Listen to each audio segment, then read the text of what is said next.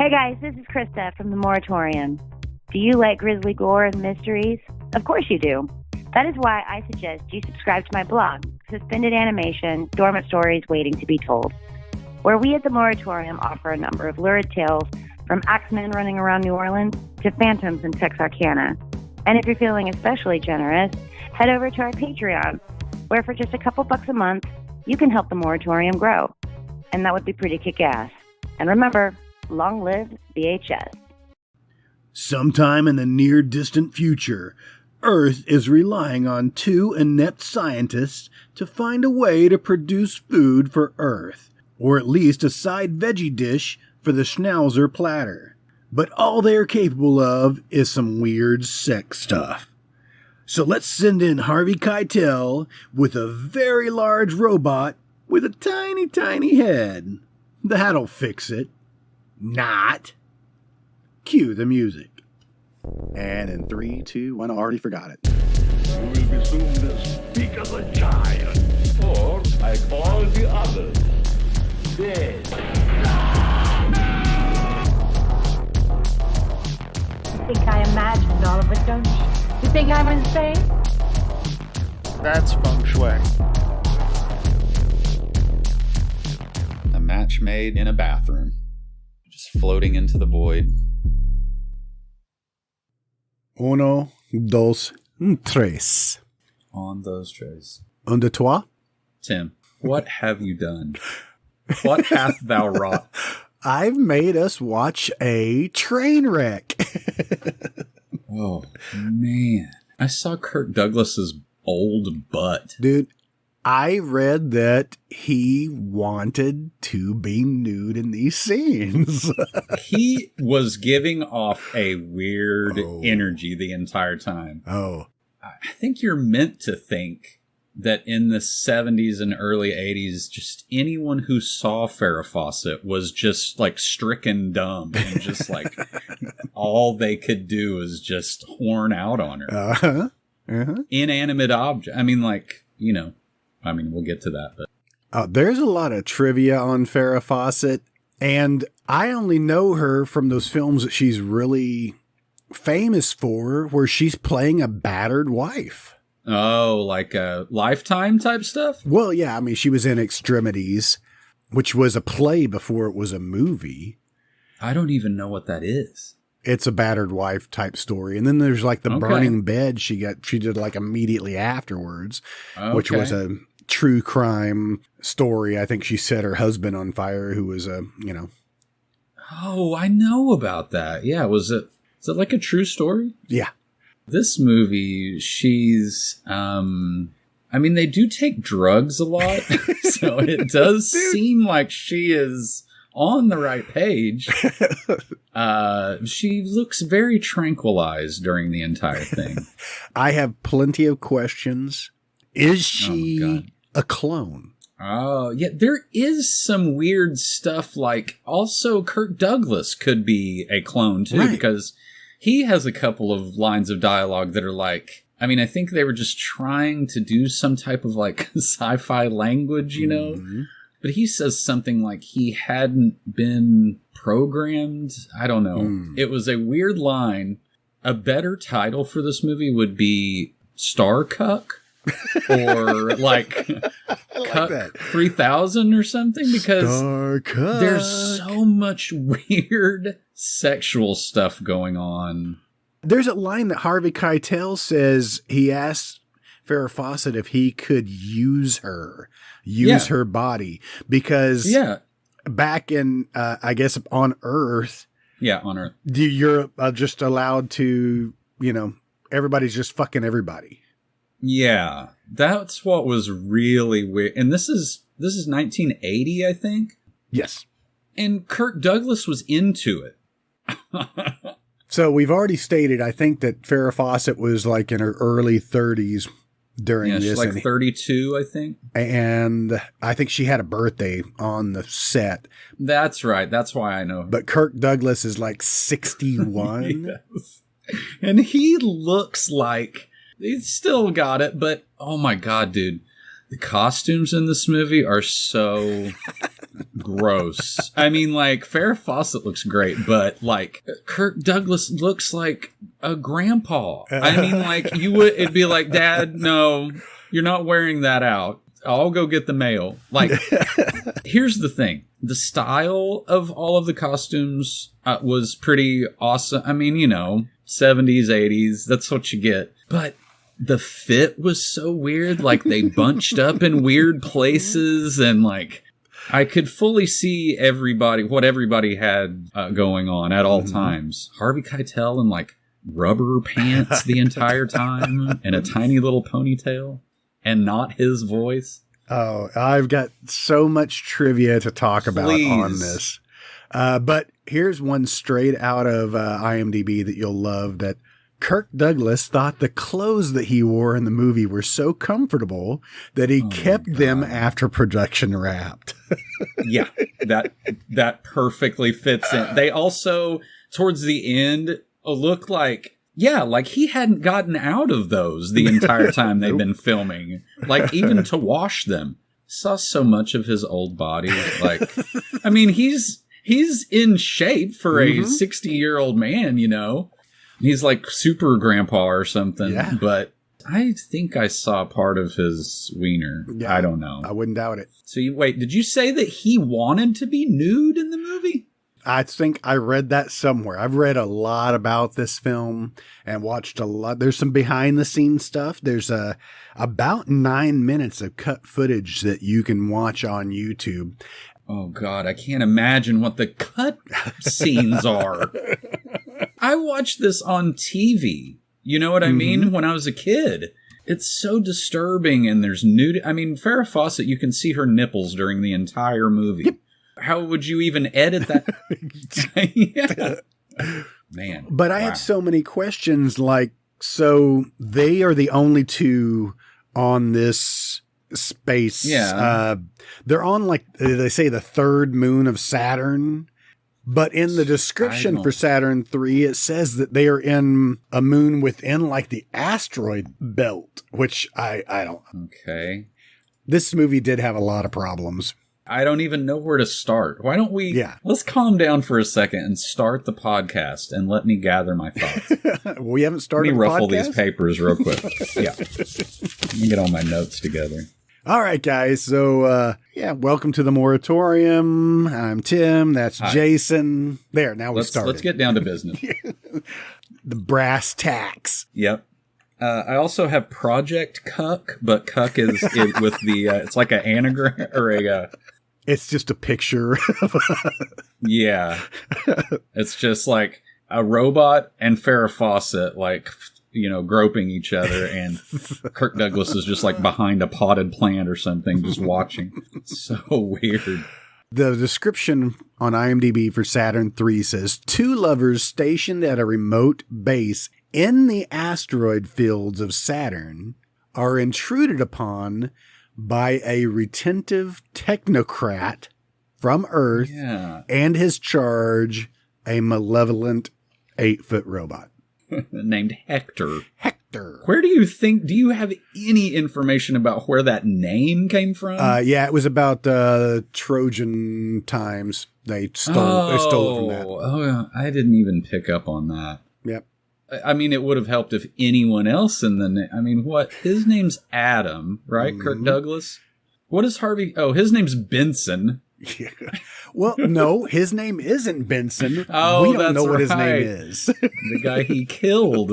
That's so okay. That just in those few sentences, explain any of that to me. No. First of all, let's start it and then we'll get in there. Okay. Okay. I'm pressing play on it right. No, it's going right now. We will trip all through this. It makes zero sense that we meet Harvey Keitel in the locker room, right? This is a locker room. It's a space locker room, right? Yes, you can practically smell it. I guess the guys on this spaceship, this huge giant spaceship, they're probably... It is enormous. And they're probably the not the cleanest of people. So in the men's locker room, we just have a port that you can clean up the entire place by pulling a lever, and the freaking ceiling opens up and sucks everything out.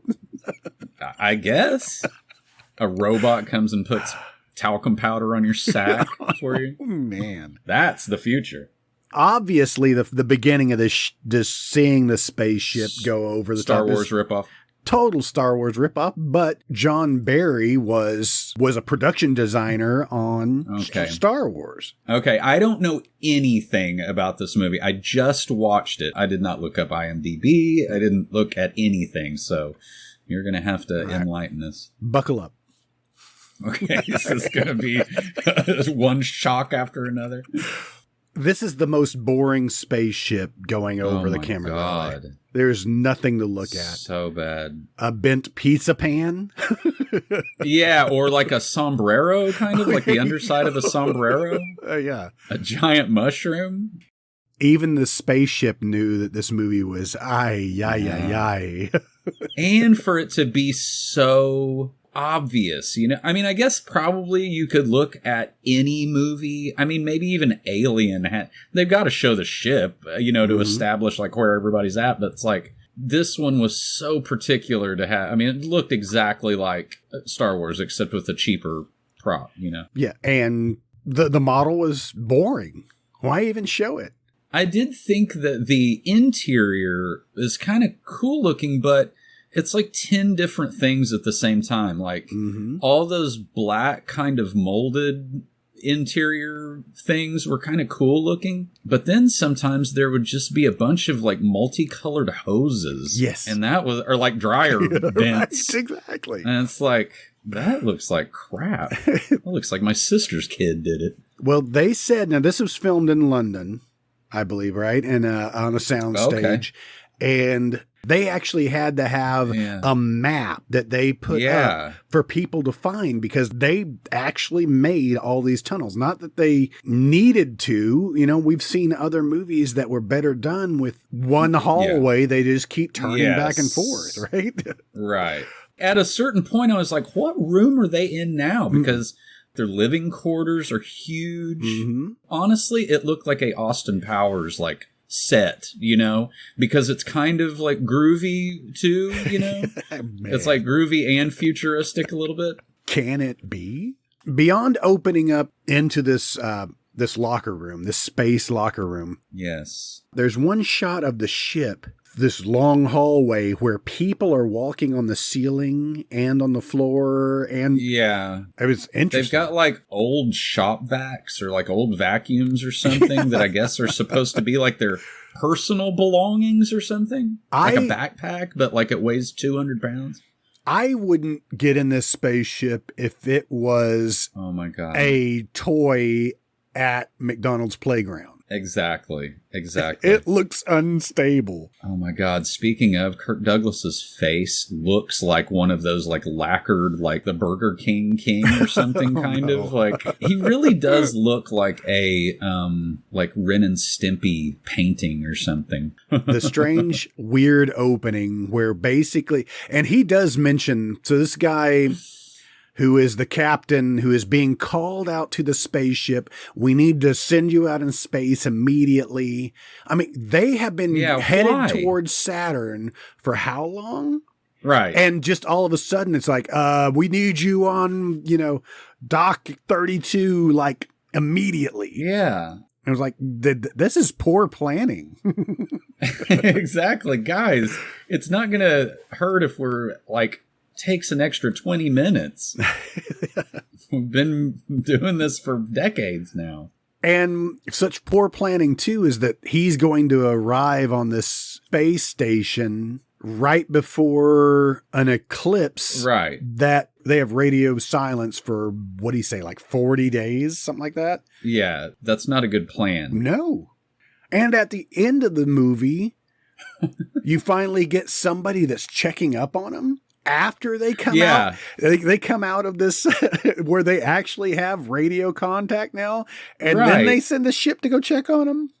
Exactly. And then also the guys are like, are you guys okay? Yep. Yep. All right. Well, see, I mean, Just doing a fly. Is there no protocol for this? I think you definitely should at least dock and go in and look around. Nope. All right, guys. See you later. Bye. Yep.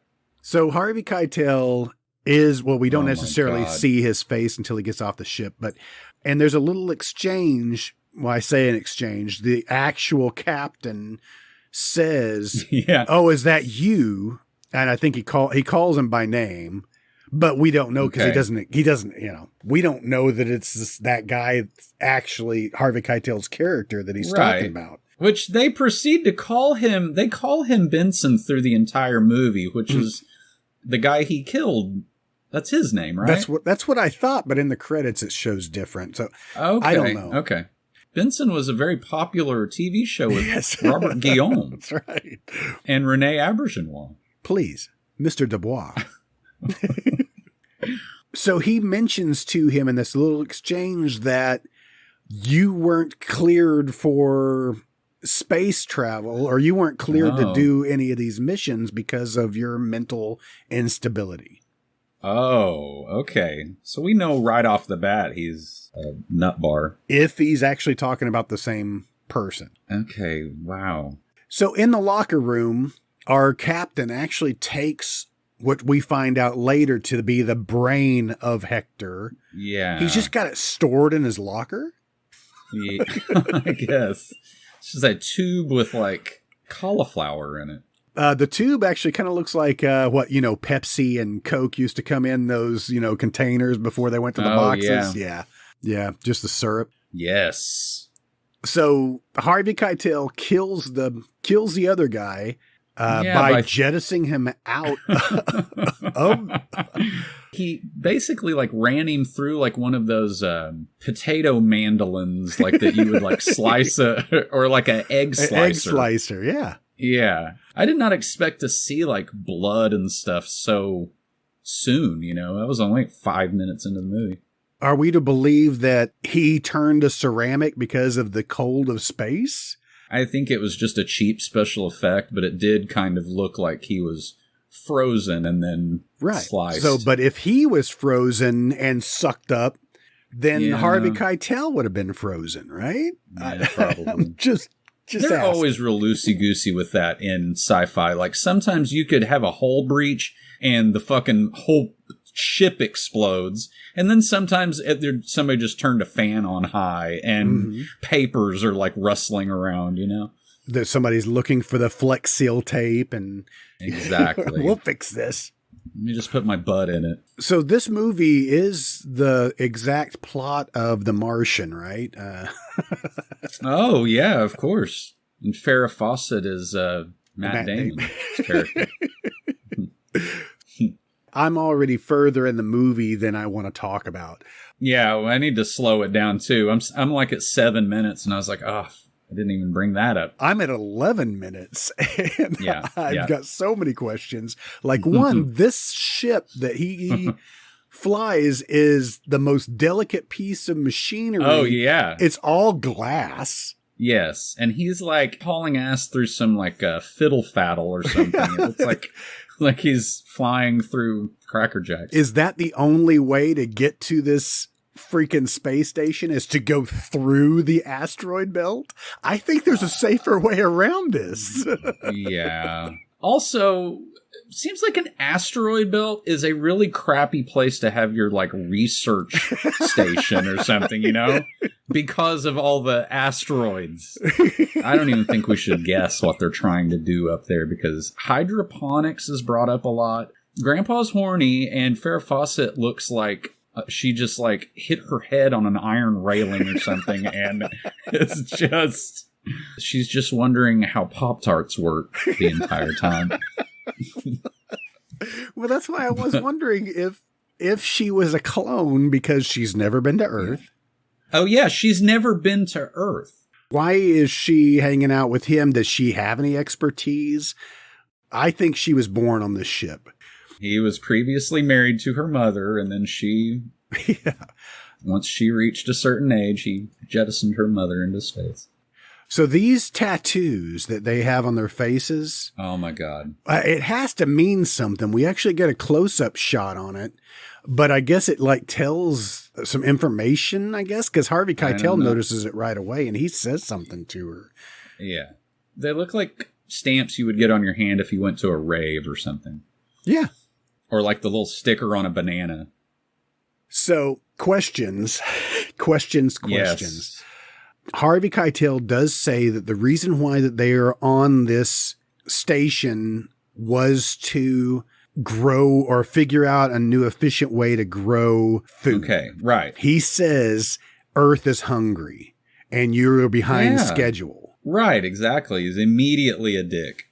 Yeah. His character is a big reason why I could not get through this. I mean, why it took me so long to get through this. He's a little like Dr. Smith, you know, who's just always kind of like arch and like reprimanding them for stuff. It's not Harvey Keitel's voice, is it? No. At all? It is not. Whose voice is it? Because I can almost recognize it. The guy's name is Roy Dotrice. Okay, I don't know who that is. He's been around for a while. Started in 1957. He's been in a ton of TV shit from way back in the day.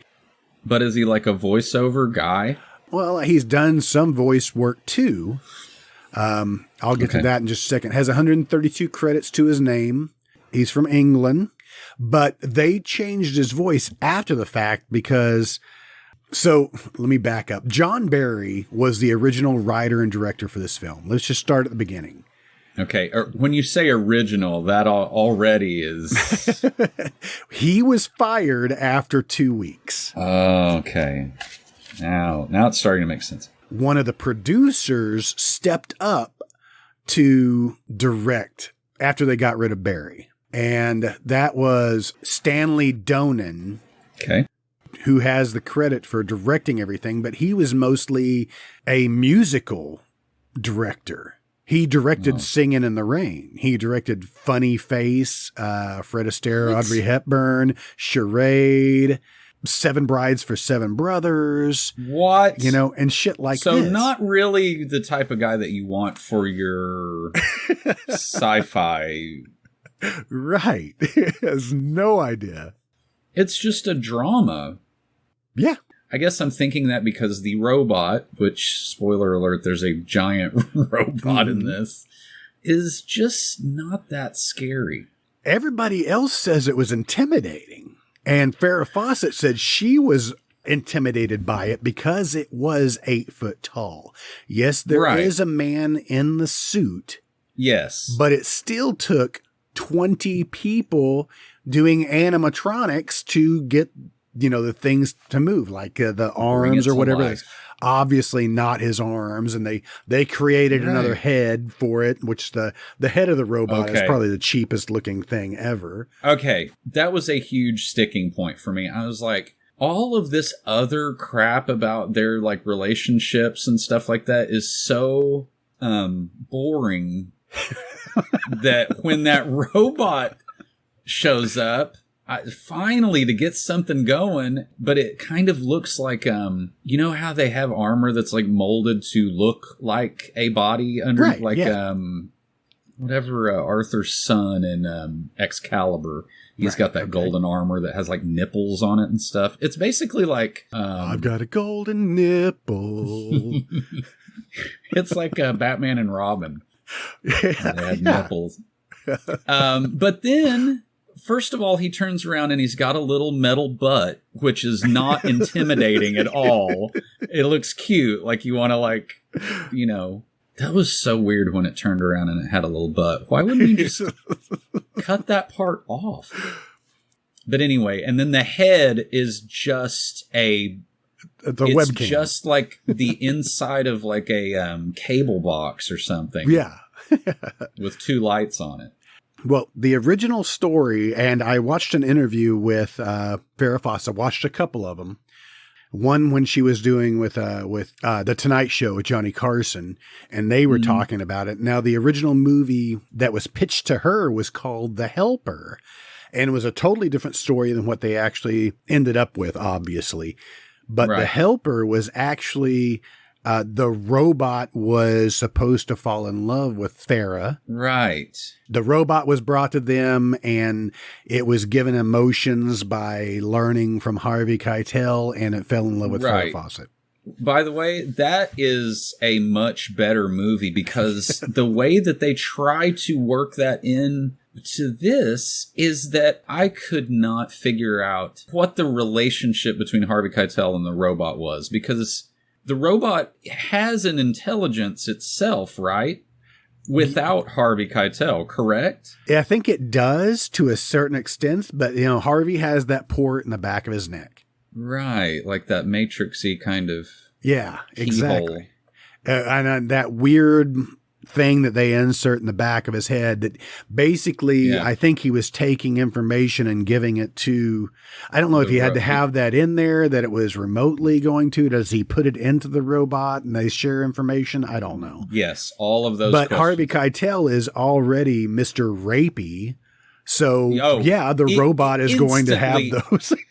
If I was Kirk Douglas, I would have just pretended they were like Jehovah's Witnesses or something. Like I would have locked every door and just pretended not to be there until he went away. Harvey Keitel is constantly trying to fuck Farrah Fawcett, kill Kirk Douglas, and they still do not lock their bedroom door when they go to bed at night. He has her escort him to his room after he has already proven himself to be super rapey. Kirk Douglas's character is kind of strange.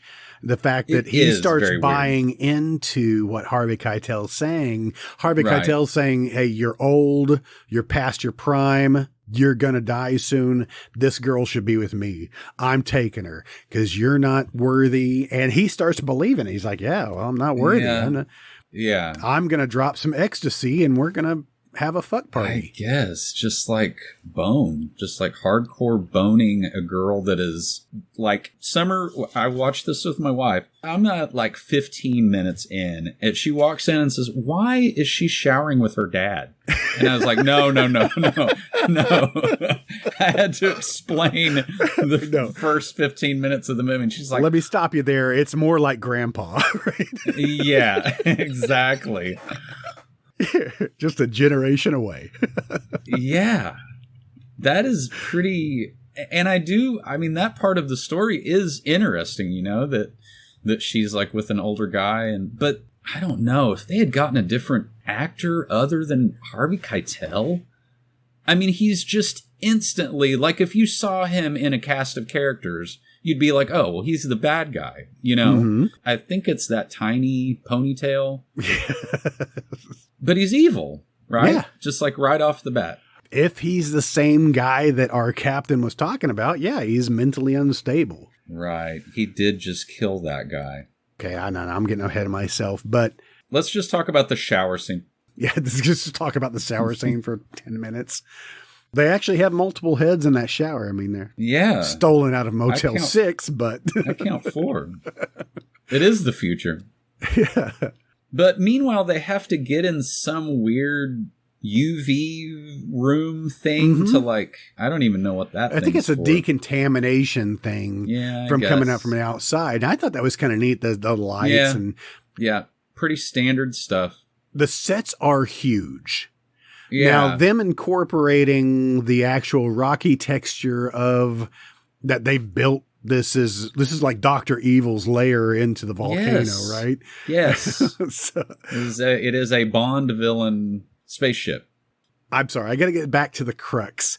Is that they're supposed to be doing hydroponics. They're supposed to be figuring out a way to make food. Have you noticed that they're not working on anything? No. They're doing absolutely nothing. It seems like they're just kind of laying around and, they do work out. Remember? Yeah. Like strenuous workout. They go for a jog and they run around the ship quite often. And like I said, those were just endless hallways that they were just running around in circles. But they said that the cast members were getting lost, and that's why they had to put up the map. I thought it was kind of funny. Farrah Fawcett and Kirk Douglas do kind of have a chemistry in this, but I think what I'm seeing, you're meant to think it is like husband and wife or something, but I guess for her, it's probably like grandpa, I love grandpa. I think she's taken prisoner. I think we're looking at yeah, like she has Stockholm syndrome or something. Stockholm syndrome. It's exactly it. I don't see any like indoctrination or anything. They're pretty chill, But if they're supposed to be trying to find a new way to grow plants, or did you notice they have house plants? They are not making food. They are growing ferns. Yes. It's all decorative. And they're like, Earth needs to accessorize they're trying to just work on the feng shui. They're not too concerned about hunger or anything. And the original captain actually said that basically nobody wants to be assigned to Saturn III, that it's just... What? It seems like a fucking great gig. I mean, Kirk Douglas is like... for him, this is like heaven. Oh, well, shit, yeah. He gets to have Farrah Fawcett rub up against him. Oh my God. Naked she in had several scenes. The only thing I know about this movie is she had just divorced Lee Majors before this happened. Yeah. Because she was Farrah Fawcett Majors for forever. Mm-hmm. And then she got hooked up with Ryan O'Neal. Oh, man, that guy. My wife and I both saw that dog, and we were like, ooh, that dog is not going to last a hot 10 minutes in this. One, how did they get a dog? Yeah. And two, when Harvey Keitel picks up the dog, he immediately looks at its ass. Yeah, he immediately looks at its butthole. And says that, no, this is not a pet. This is food. Oh, like they eat dog on Earth? So I guess Earth, they're eating everything they can. So it's like post-apocalyptic on Earth, and Farrah Fawcett and Kirk Douglas are just having a great time. A ball. Send down a fern every once in a while. Monitor the bubbling green fluid. So we've failed to talk about this movie much at all, actually what's going on. But so Harvey Keitel, I guess all of those containers that they were putting on this glass ship all contain pieces of this robot. That he's going to build this robot to be an assistant to them to help get their project of creating new food for Earth, make it go a little smoother. That's the whole setup, right? Yes. I don't understand why he had to be shot into space to build a robot. Yeah. Why couldn't they just send the robot? Yes. If his motivations were more like fleshed out, I don't know if I would enjoy the movie more, but it would at least give me some sense of what the hell is going on. So let me ask you this. Okay. His first exchange with Farrah Fawcett, he's looking at the dog's butthole and says, "Do you have one of these?" Right now. Yeah, exactly. It's like, on Earth it's it's normal for us to look at each other's buttholes. He says, "You have a great body," and then he says, "May I use it, or may I use you?" Yes. And then she says, "I'm with the Major." And I was like, Lee Major?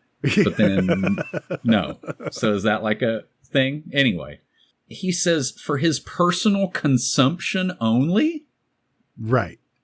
He said something like it was penally unsocial behavior. I got it right here. Like he's like, you can be arrested if you just don't give up your body? What? Yeah, that's penally unsocial on Earth. That is some brilliant screenwriting. All right, somebody make me a T-shirt that says "penally unsocial." Penally unsocial. Oh, and then the weird drug thing, dude. I mean, I know it's like the end of the 70s. At the end of the movie, when she's on the spaceship, there's like a waiter walking around with this big tub of like candy corn pills for, hey, you want to go for a trip? Here you go. Yeah. Here's 8 different colored pills. Oh, they were mixed in like Mike and Ike's. Exactly. It's like somebody who puts goobers in their popcorn or something. It's just all kinds of stuff in there. Or not goobers, like Raisinets, I guess. Okay.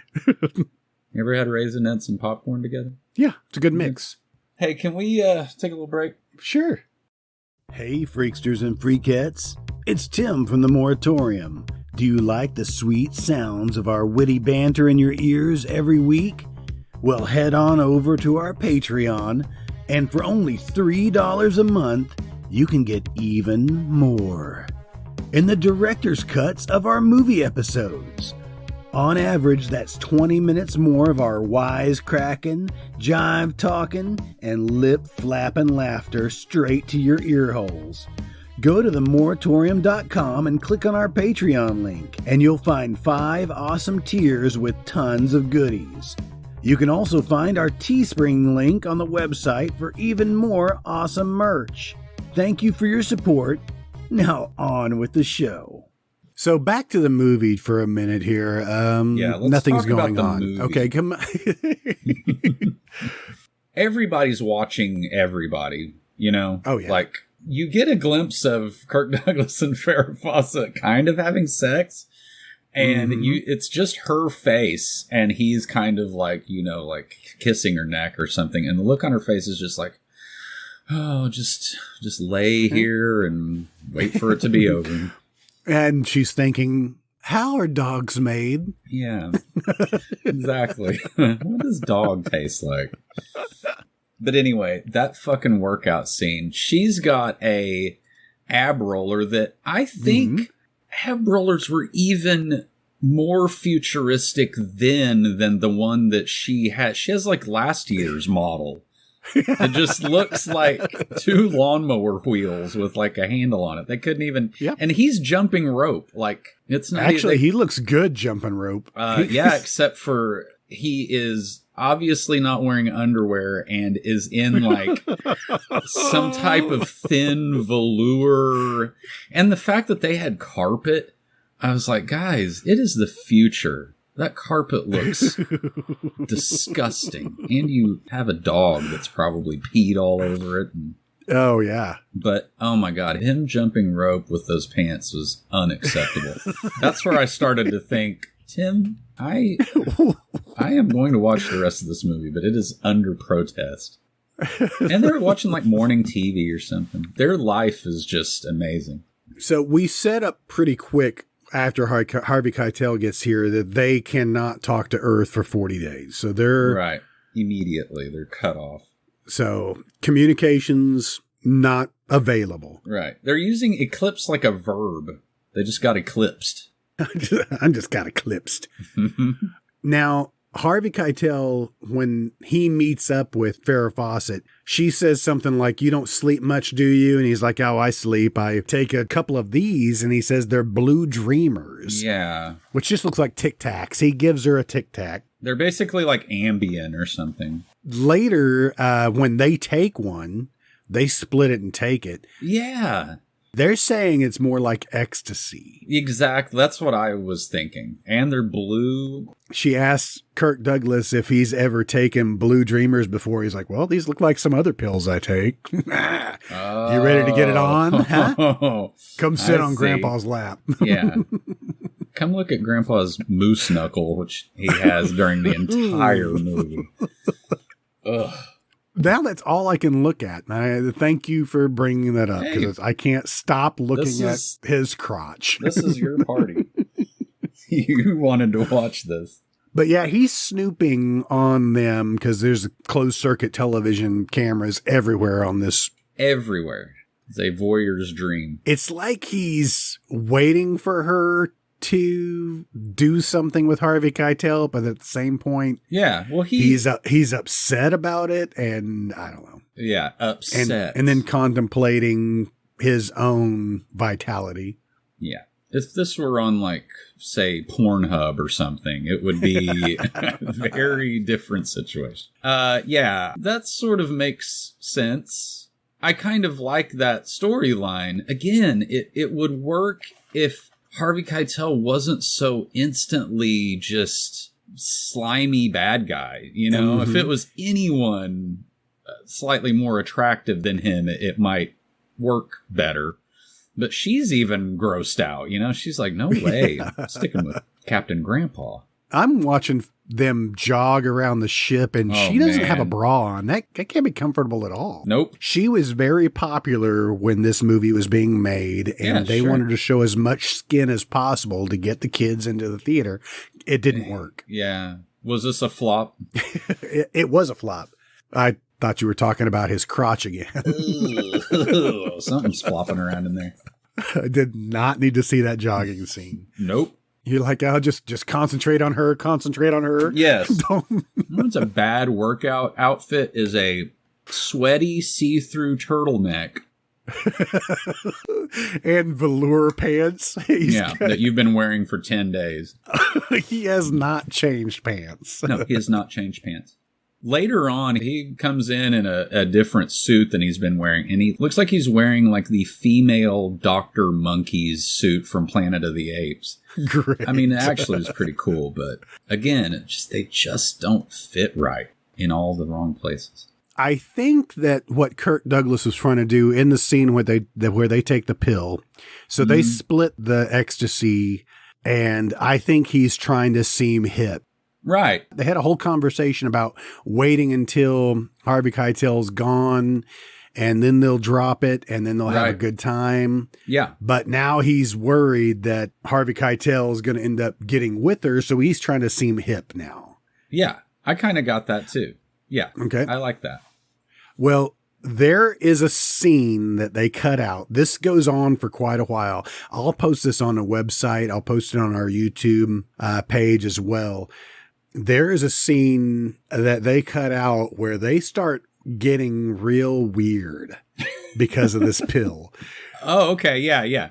Well, that's what I thought, that it was kind of like Austin Powers. You know, there's a little bit of, you know, it was made in 1979. There's a little kind of psychedelic thing to it, you know. She comes out in this Barbarella-esque outfit. Yes. And has this huge head of hair now that she has totally teased it up with, used a whole bottle of Aquanet. Right. This is the deleted scene? Yes. Okay, I'm with you. And they start getting their freak on. Oh, man. She starts dancing around. There's a close camera shot that couldn't be but 4 inches away from her crotch. Wow. And she starts wrapping him up in this, like, I don't know, this silky net thing, which later we see him in when they're in bed and they're kind of sleeping it off. Right. When Harvey Keitel comes in with Hector for the first time. Yeah, just come on in. And her hair is totally different now. She's no longer in the outfit. Right, she's straightened. He's wrapped up in this sash. Okay, I guess that explains that. I was like, why did he... They were getting their freak on. Okay, that makes sense, I guess. Okay, so while the night that they had their weird sex trip or whatever, the whole time Harvey Keitel was putting together a robot. Right. Walking around with a clipboard, he actually does the thing where you make sure that you have all the parts before you start putting it together. Yep. He really is retentive. So then he busts into their, like... Oh, he's just like, hey, I built a robot. I know you guys you guys are post-coital and you wanted to see this, right? This room is musty. There's a musk just lingering. And he senses it. He's like, oh, yeah. Why wasn't I invited to this party? Grandpa's aqua velva and hairspray. Yeah, so he built a robot. Yeah. You could say, actually, that Harvey Keitel's acting is very robotic as well. It is not good. He is, I mean, I'm sure that's the way they wanted him to play, is just emotionless being. Right. But we already know he's unstable. Yeah. He's teaching the robot how to do the little hand gesture from Close Encounters. Sure. Turn your wrist, kind of like flex your fingers out. It can't do much, the robot. Oh, it can extract the tiny glass shard out of Farrah Fawcett's eye here in a little bit. That scene was insane. That is a big thing, especially in, I mean, they say they spent $1 million to build this robot. Mm-hmm. It is one of those things where it's like, we can wait for the robot to do it, or like we could just take 2 steps and just pick up the thing that, like, the robot is completely pointless. Yes. And them being like chased by it later is just laughable, because it literally is just on the verge of tipping over and falling down the whole time. Yeah. If there's a man in the suit. Yes. And the robot suit. Well, that's why the torso of the robot is so big, because he's kind of hiding his arms instead of having head and all sleeves and fake robot arms that he can control. He's just in the suit trapped. Yeah. Yeah. Can you imagine that that is not a good day for that guy that is in that suit, you know? No, she is wearing the skimpiest outfits. We do get to see some boob. Oh, yeah. So Harvey Keitel's trying to teach the robot his shit. Yeah. Harvey Keitel sees Farrah Fawcett, and he starts horning out. The robot is therefore horning out. Yeah. Our cuck is over there working on something and watching them both. Yes. Yes. And he's always watching. All of these conversations are happening while someone else is watching. I mean, that is the definition of a cuckold. In this situation, a space cuckold. They've got the robot working on a laser that is trying to penetrate a rock. Did you think when you saw that laser that maybe the robot would pick up that laser and walk around with it later? I expected it. I waited for it. That should have happened. This laser is so just willy-nilly in the open. Yeah, there's no like plexiglass that's like guarding whatever the hell he's doing, trying to break a rock in half with a laser. Right, and that laser has to be tearing a hole in the hull of the ship. Right? Yeah, you don't want to just have shooting a laser around inside a spaceship. But that was just all to set up that so she gets a sliver of rock in her eye, so they could set up probably the most terrifying thing in the movie. Yes. Anything you start fucking with people's eyes going to make people uneasy. Yeah, I was in distress while I was watching. Oh, Hector has a tweezer. Yeah, attachment. Oh my God, these will come in handy. We have an eye wash station, but let's let the robot pluck it out. And then that weird animation of him doing it wasn't even the thing wasn't even close to her eye. No. Which was very strange. That was actually their waste. That wasn't a rock. That was just their poop that they've been saving for. Directly after that scene, Kirk Douglas walks in on them as she's distraught because of this thing in her eye. And he's Harvey Keitel's consoling her. Yeah, by grabbing her face. Here, let me help you. So Kirk Douglas walks in and the floorboards have been removed, expose what I can only assume is their wastewater. Yeah, gray water. I don't know. Which is just to set up, for later on in the film. When we get to it, I've got several questions about that too. Well, there is a cut scene, and I'll talk about it. Another deleted scene that follows that instance. So near the end of the movie. So we'll get there. Okay. It is funny how there is this interloper and Kirk Douglas finds something to do on the other side of the ship while Farrah Fawcett is, he's giving her time to be terrorized. Yes. Almost as if it was some sort of, almost on purpose.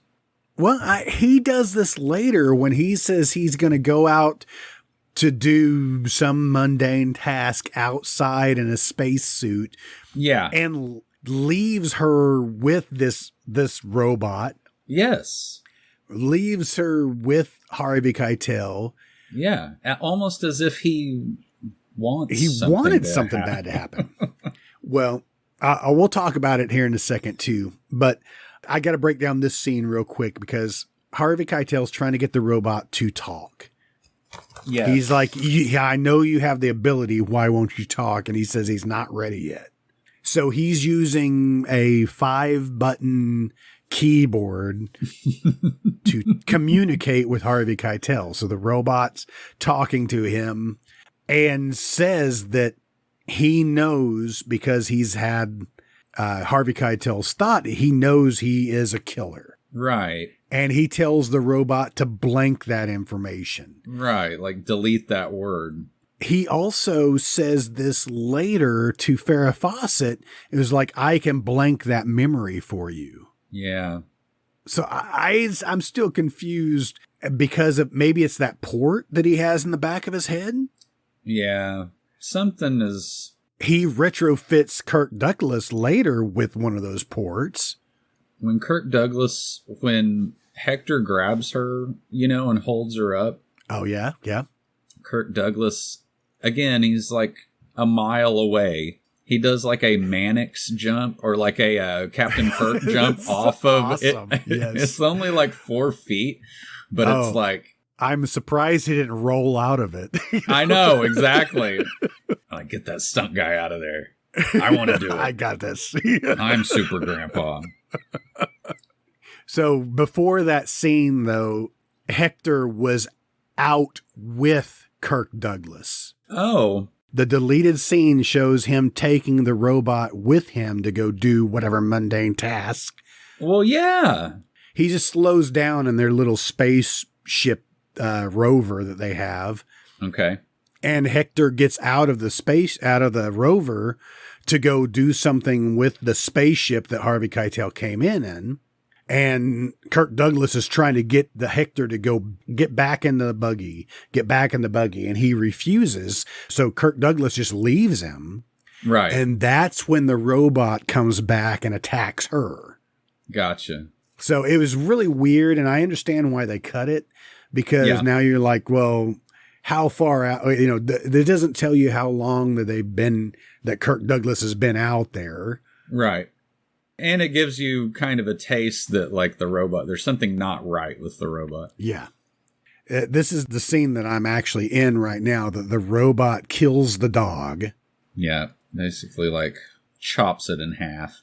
And then grabs her, and she immediately hits the alarm button, which sends, stunt grandpa into play. Yes. Yes. But it takes him like 30 freaking minutes to get back, to get decontaminated, to run down to the botany lab, Botany Bay. Oh, no. There is a lot of Star Trekian stuff in this. No, yeah, they stole from everything. I would say it was more Trek than Wars. I don't know. Sure, I could get that. I don't get why... So... Everyone is being endangered by Hector. Harvey Keitel, everybody. And that big-ass thing falls on Harvey Keitel like a big fork, and it just kind of pins into that table. Kind of. Meanwhile, it is super easy for Kirk Douglas just to, like, everything in their little hydroponics area is like a booby trap that he can just kind of spring on the robot. But he comes back and risks blowing out his lower back again to get that thing off of Harvey Keitel. Yes. Why? He built a very weird and dangerous robot. Why are you trying to save him? He was going to leave and decided not to and go back for Harvey Keitel. Harvey Keitel, he dives onto the table before that arm could trap him. Yeah, he was kind of... he helped it. Yeah, he was enabling that stunt to happen. He's like, if I land just right, it won't break my pelvis when it falls down. I read this in the Goose, and I just saw it, that when Kirk Douglas is trying to leave and he's starting to shut the door. Yeah. And Harvey Keitel's asking him to come help him. Yeah. That little scene where it cuts back to Harvey Keitel, you can see Kirk Douglas's hand trying to raise that arm. Oh, weird. It's in the shot. So, yeah, it was a bad cut. And there's also a shot of him under that thing, and it is clearly a stuntman in a wig. And there's sparks flying everywhere. Harvey's hair has come shaken loose from his tiny ponytail. And now he kind of looks like, I don't know, he's got kind of like Andy Warhol hair now, which doesn't help anything. Kirk Douglas has knocked over Hector in order to save Harvey Keitel and then trap Hector in the Botany Bay. Yes. I love that dive. He hits the button to close the doors and dives through the. I laughed so hard. Oh yeah, he goes completely airborne through it. He's got some good like hang time too. Yeah, it's awesome. He's a stud. That wouldn't surprise me if that was Kirk Douglas. I think my favorite movie of Kirk Douglas is The Villain. With Arnold Schwarzenegger. I don't know if I've ever seen that all the way through. Really? Yes. I don't think I could do it. Well, I wonder if I'm going to have to take us there someday, because that is clearly a moratorium movie, because that one went missing for 10, 12 years. Easy. Yeah, that's weird and bad. After all of that in the Botany Bay, and they narrowly escaped the thing that just walks slower than anything. He orders Harvey Keitel to dismantle it, Yes. Harvey Keitel does, like, kind of take him apart. You only see him. That's a weird scene, too. Farrah Fawcett, they're getting ready to walk out. That must have just been added, because they're walking out of the room, and Farrah Fawcett's like, hey, do you think he's really going to dismantle that robot? Kirk Douglas walks back into the room, pushes a button, and says, hey, are you dismantling that robot like I asked you to? And Harvey Keitel's like, I'm dismantling the robot. Boom. They're out of the door like, well, at least that's over with. So then Hector, he's kind of like a C-3PO, he's all in pieces, is commanding all these other super slow robots to put him back together. That they use earlier with like a remote control to bring them a vial of something. I mean, it's like, that would make sense, sort of, if it was like a robot that went around and watered or checked on the, pH balance or anything like that. But if they would have shown one scene where those robots did something else, I think it would work. Yes. Yeah. It would have made more sense. I mean, the Jawas wouldn't even take these robots. No. They're rudimentary. Yes, they would just put them in the trash compactor. But there is a robot with tracks, and a claw. The claw. That the way the scene is shot looks like it is going to put that claw in like the robot's butt. Did you see that? It's laying on this like kind of conveyor table, and that thing comes up and the claw is going straight between the robot's legs. There's some weird sex stuff going on constantly.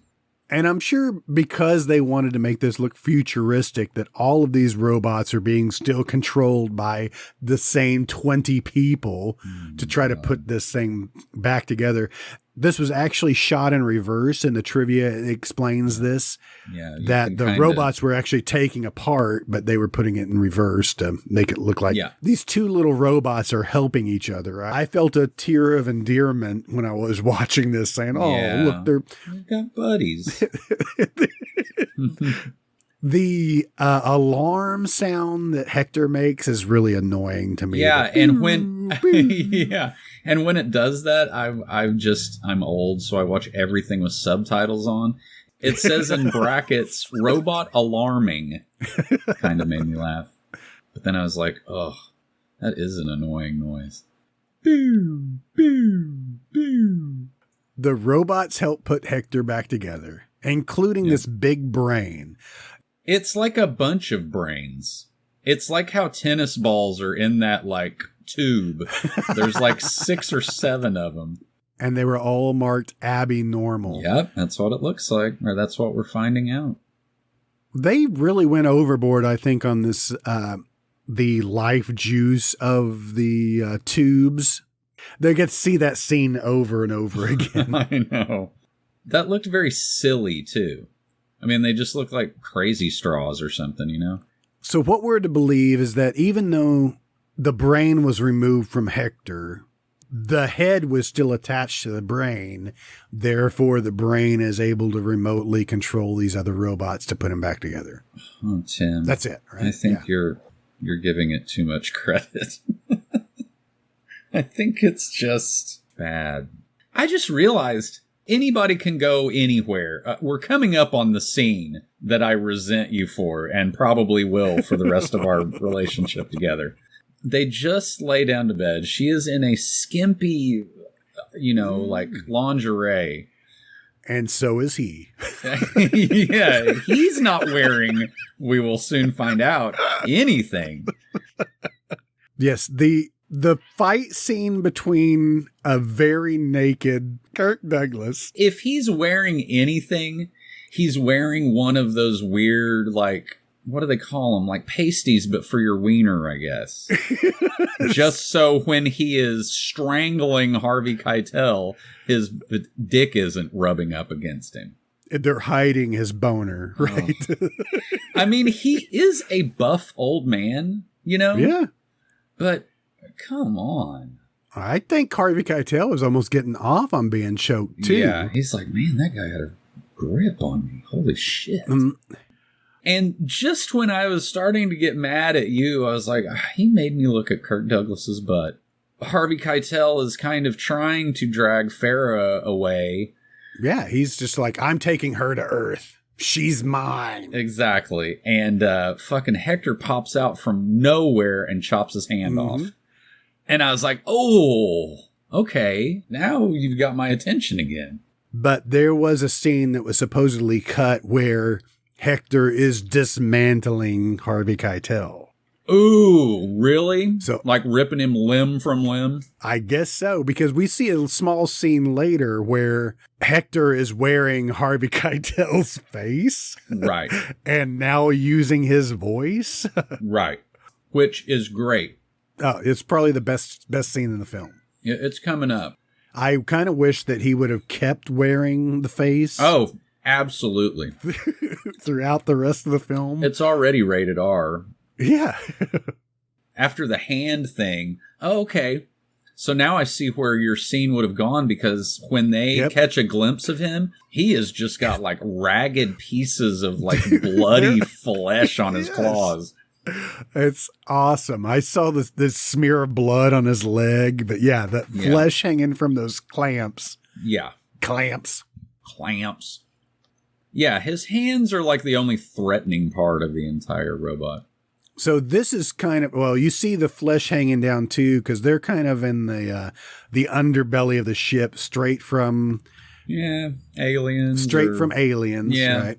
And there's still flesh hanging on to the claws. He's reaching through the grate to try to get them. Oh my God. It's so like lethargic. It's a chase scene. They have all the time in the world. Hector cannot move that fast. That's right.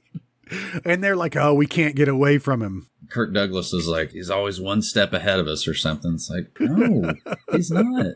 You're in your 60s and you can easily get away from him. We just saw you in supreme action mode. You almost strangled a young man, a young muscular man to death. You can get away from this stupid robot. But instead, they take off one of the exhaust ports, I guess, and oh man, fumigate the area. I love it. I love it in those movies where it is literally like, here, just light this flare. He'll be completely confused. Like there's just this murder bot, and you just kind of blow some fog at him, and he's completely undone. And I found this funny because Farrah Fawcett, she hits the lever to turn on this fog machine. Yes. To confuse Hector. Kirk Douglas is just holding the hose, not even close to the robot, really just right in front of his own face. Yeah. I know he could have gotten it a little bit closer. Yeah. Is that like a bong kind of thing? Like, were we meant to think that that is just weed smoke? I mean, they are growing hydroponics. That's right. And that one scene where he tells her to get naked and he says, all I'm going to think about is hydroponics.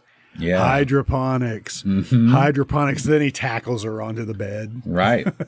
And she's all giggly about it, too. Yep. I can't wait to see your old balls. Ugh. So Farrah Fawcett and Kirk Douglas have been separated when they were Space Grandpa. gassing Hector the robot. Yes. I don't really understand how. No. Their voices are like weird modulated now in this hallway scene. Did you wonder why? Or? I just let it go. Okay. Hey, I'm easy. Hector looks like he's going to do one of those windmill things. He puts his arms out to his side. He's just going to spin around. Again, you can easily run away from Hector. I mean, he's not sneaking up on anybody. But I guess this base is so huge that maybe, I don't know, Hector he knows all the shortcuts. I don't know. They're just trying to get back to the Botany Bay, right? Yeah, I guess. Hector is, again, just everyone is a voyeur in this. Yeah, Hector gets into the control room to watch them on these closed circuit TV. Again, I mean, this is so in the future that they are in a giant spaceship in a asteroid field, but he has to go to a room to watch the cameras for, That's the part that I never understand in these sci-fi movies is, can you not just think, I mean, maybe I'm just being, maybe just the thought of like Bluetooth or something is just like blowing people's minds. Or if he just had a R2-D2 wand that sticks into the wall and then he can see these things. That would work too. Right. Exactly. So we set up their waste disposal system underneath the floorboards. Gray water. Just so they could set a trap later now for Hector. So removing the floor grates and covering it back up with these cheap panels. Right. They basically were like supported by those like plastic pallets. Yeah. Like from Walmart or something. This is weird to me too. Plants don't need rocks around to make it seem like they're in a like habitat or something. You know what I mean?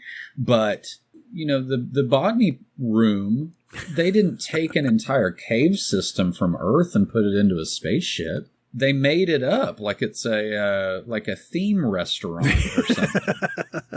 I'd eat there. Sure. Well, yeah. Volcano goes off at like noon every day. The way I thought it was that maybe they found this cave system on this moon and they just decided to use it and then build the space station around it. Okay. But that seems unstable to me because you don't know what this moon's capable of if it starts having any kind of freaking earthquake that would then destroy said station, right? They're in an asteroid field. There's just asteroids, just like, I'm not exactly sure how asteroid fields work, but it seems like that would just be a poor place to set all this up. Mm-hmm. So how does... Go ahead. Okay. You're probably asking the same question I'm getting ready to answer. So there's a cut scene, deleted scene that actually shows Hector edging towards the trap that they have set. Sure. And he looks down.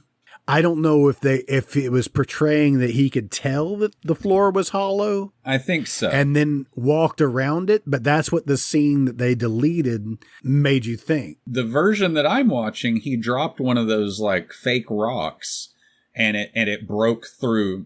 I think it's Farrah Fawcett's acting. Is that it? I mean, I don't want to be like too critical, but I think she can't even convince a robot that she's not lying.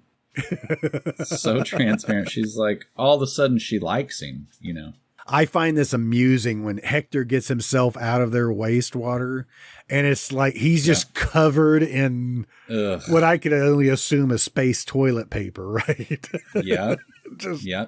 It's just caked on. It almost looks like candle wax. Yeah. It looks like petroleum jelly. Yeah. It's gross, whatever. Like they just like slathered him with it. From their stash of play toys and costumes. Ew, Tim. I mean, that's what we were all thinking, but we don't need to say it out loud. They're trying to get away from Hector. They put on their spacesuits and they're going to run out to Harvey Keitel's ship to get away. I guess. And then the ship explodes because Hector finds a button that says detonate. Yeah, I don't know. That seems so silly, and that effect was so bad. They could have set that up easier, I think, Yeah. Them trying to run out and then seeing the only escape pod explode, which makes me wonder, are they trapped on this planet, on this moon? Yeah. And they have no means to get off whatsoever. That right, like they don't have unless they have like a escape pod or something, is what would normally happen. So that made me wonder, why didn't they go to their escape pod instead of trying to go to Harvey Keitel's ship? Well, they got this groovy space station. They don't want to give it up. They're in heaven here. This is, I expected them to be called Adam and Eve. Yeah, that is kind of odd that seems like they chose that on purpose, maybe to, is it just the era? Everything is like sex. I guess it is Farrah Fawcett. She literally is like the, sexiest woman. It's just a sex symbol. Yeah. But after she was fired or quit from Charlie's Angels, her career kind of hit some slumps, but she was real hot in the 80s. So it didn't seem to affect her career that she was in disappointing movies like Saturn 3 that did not, it failed at the box office. Yeah. They are kind of being forced down to find the reveal that Hector is wearing Harvey Keitel's face. It is the coolest part of the entire movie. I paused it, and there are actually like maggots on it and stuff. Did you? Oh my gosh, that's cool. No, I did not see that. You don't see it for very long. It's only on the screen for a few seconds, but but yeah, it looks real, and it's lit from below. It looks like a Fulci movie, basically. Hector's face is kind of poking out of it. Out of the side of his cheek. Weird. But yeah, I see maggots all over it. And granted, it does not look like Harvey Keitel whatsoever. No, it does not. The effect is there. It looks like Puma Man when he did the... But yeah, that's for real, like Fulci stuff. Even the way it's lit, it looks cool. I dig it.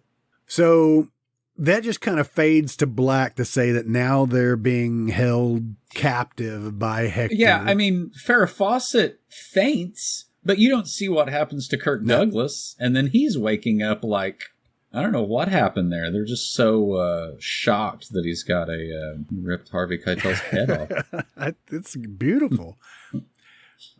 So they show the TIE fighter. Yeah, exactly. It's a total rip on Star Wars. Yeah. Star Wars? There's a little bit of Battlestar Galactica, maybe. Yeah, sure. Now, what I was going to say is we actually kind of see the eclipse. The end of the eclipse, kind of. That was just a little visual effect to show us that time has passed, I guess. Right, but they just happened to show up right at the end of the eclipse. Like, it's almost like, oh, thank God that big planet moved. Now we can get by. Like the lane was clogged. That's what I was saying. That they wait for 40 days to check on these guys. Yeah, I don't know. Seems like checking on them in the time where they can't transmit anything would have been a good idea. We don't know how much time has passed, but I guess Hector has implanted Kirk Douglas with the matrix point in the back of his head. Matrix thing. Coax cable. Which I wonder why he didn't put one in Farrah Fawcett. Because obviously he's quarantined them away from each other. Yeah, it seems like that's the one you want controlled. Yeah. You want to get into her mind? Find out her likes so you can start dating her properly? Come on, robot.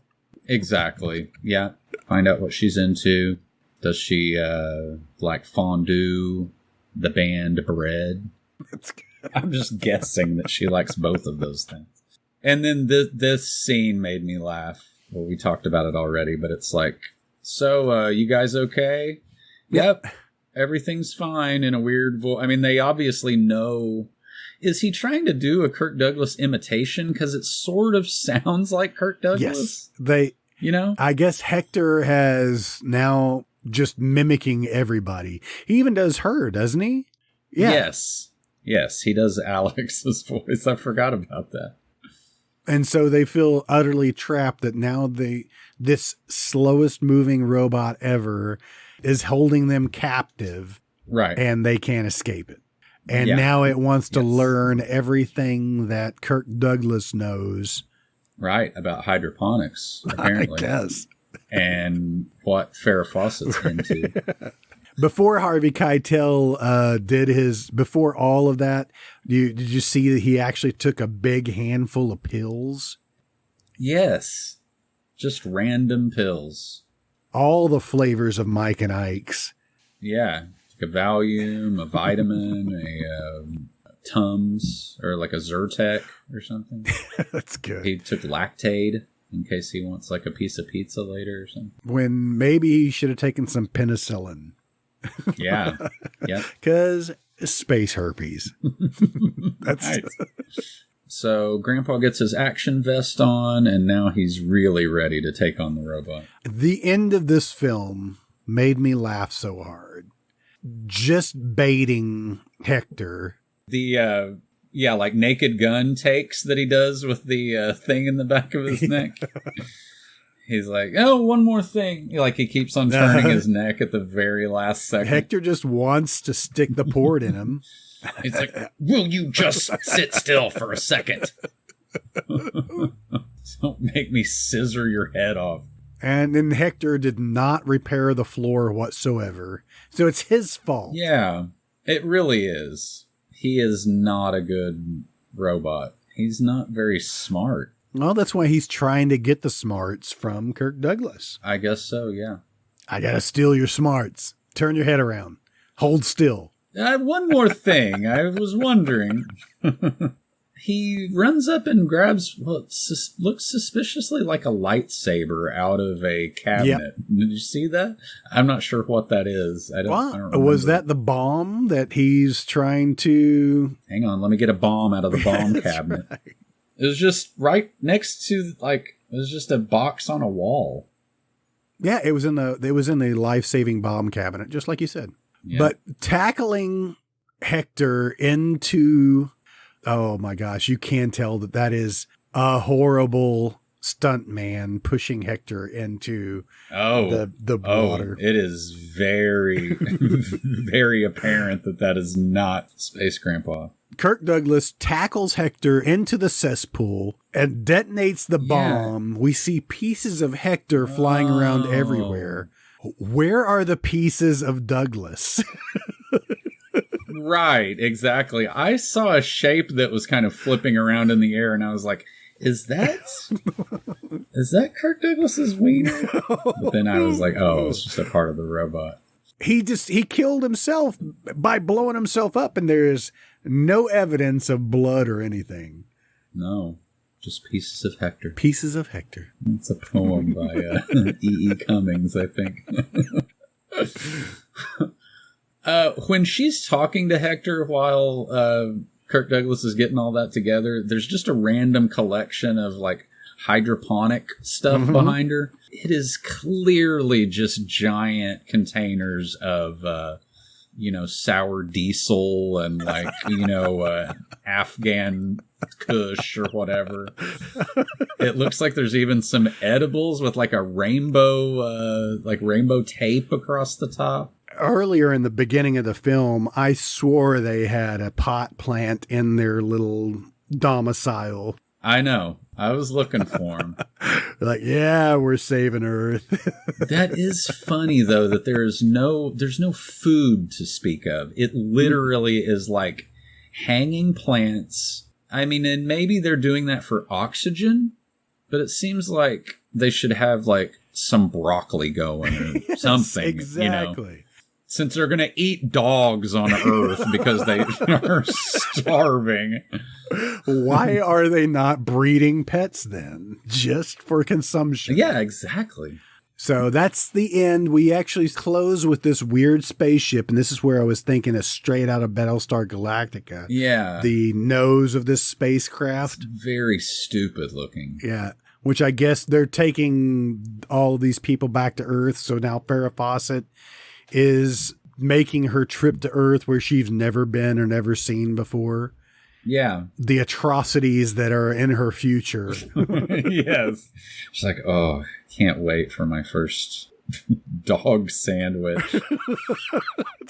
I'll have the Chihuahua Club. They do it real nice. They put those like sauteed peppers. Mm-hmm. I like it when they slice the Dobermans like really thin, you know? Real thin. You can it just melts in your mouth. Her hair looks like she was near a takeoff, like a spaceship takeoff. That is exactly the way her hair looked in the disco dropping acid scene, by the way. Yeah.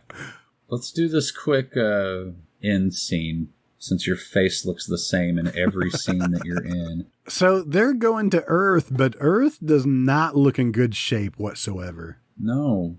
And Harvey Keitel, if he's any indication of what people are like, you don't want to go there. You do not want to hang out with those people.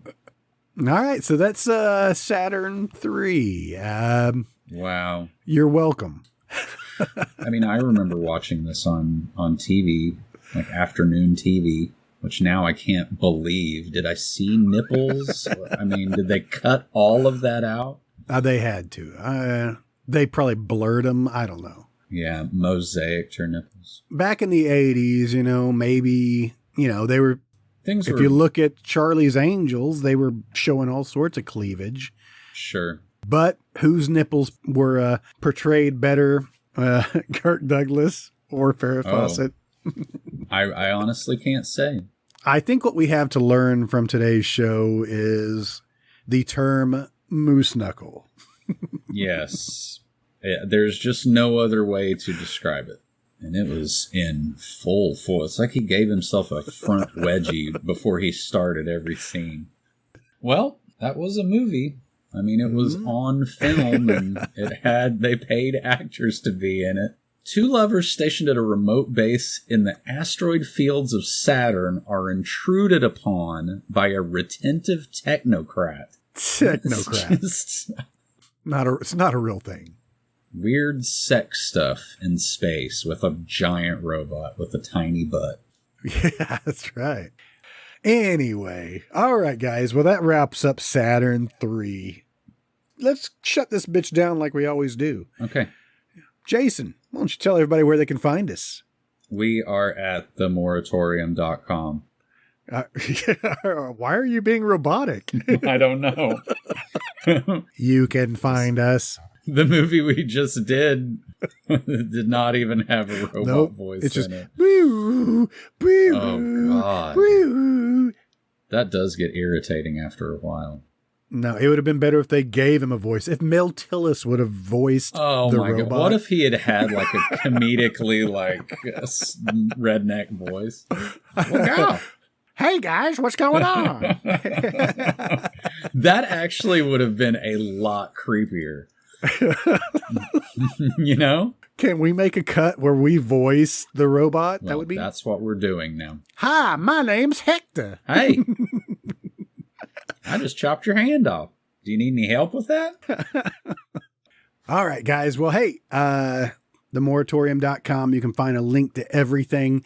Go check out our YouTube. I've started doing these mini moratoriums. I'm going to continue those. You can expect those every Friday. Just a little mini moratorium, 15, 20 minutes long. I'm going to cover some different stuff this next week, actually. This last week, because we're recording in the future. Do we have to go into the future to record this episode, or how do you do it? I have a little portal back here that I just jump through and jump back, just all willy-nilly like. Yes. I think willy-nilly is the best way to go. Anyway, go check out our mini moratoriums on YouTube. You can find us everywhere you listen. You can find us on all the social medias, all the most important ones that I want to keep up with: Facebook, Twitter, Instagram. Head on over to our Patreon and help support this podcast. We need your help, guys. Just a few dollars a month, you can help us keep this shit show burning. Jesus. For $3 a month, you can get the director's cuts to our movie episodes. That's right. I'm going to cut out 20 to 30 minutes out of every movie episode and save it just for the Patreon members. So go on over and check that out. Anyway, Jason, you got anything else to add? I don't. I don't either. I'm spent. I'm done. I'm looking at Arnold Schwarzenegger's mug right now. Yep. That's all you can do. All right. Let's shut it down, Jason. Bye-bye. Good night, everybody.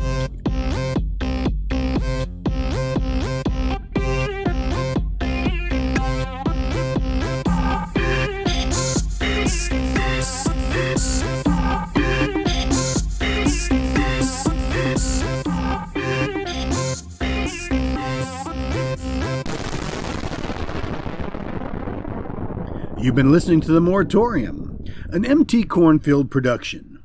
Join us next week when we attempt to uncuck this podcast and head back to Earth and check out the new Terrier Taco Tuesday. All right, that's enough of that. If you have any movie suggestions or just want to tell us how much we really suck, you can contact us at moviemoratorium@gmail.com. Thanks for listening, and long live VHS. All right, guys. See you later. Bye.